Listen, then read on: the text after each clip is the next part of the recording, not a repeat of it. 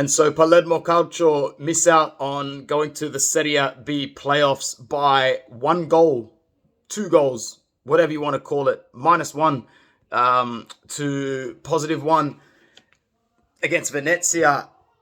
They were up 2-0 against Brescia. Brunori, once again, showing his class for the side. It wouldn't surprise me to see him get a move. That's 17 goals for him this season. Only a couple of players have more. I know Lapadula's got the most with 21.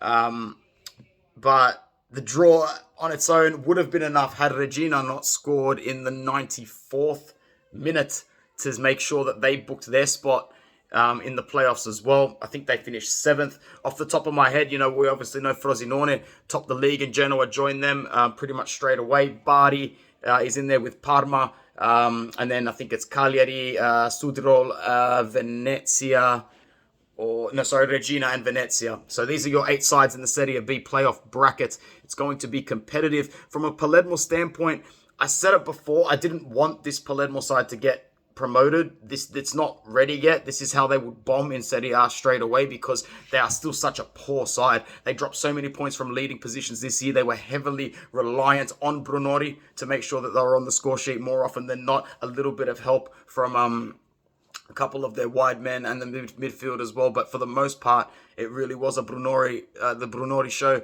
in Sicily in Serie B this season. To miss out on just having that playoff experience by like a couple of goals is disappointing. It's left a sour taste in the mouth, especially after being up 2-0 against Brescia and then conceding those 2 goals in 3 minutes. Brescia obviously just escaping the relegation zone in Serie B. But, we dropped points and drew to teams all season that were down the bottom. A lot of them from leading positions as well. Too many draws, too many board draws, and it's just not meant to be. So 9th altogether in the first season in Serie B, it's definitely not a failure. I wouldn't call it a complete success, but to be honest, it is a success to a degree. You've maintained your position in second division with the financial injection. You've finished in the top half of the table. You've shown that you can be competitive, and with a few good moves next season, I honestly see Palermo finishing in the top 4 or 5 in Serie B next season and definitely making themselves a playoff contender.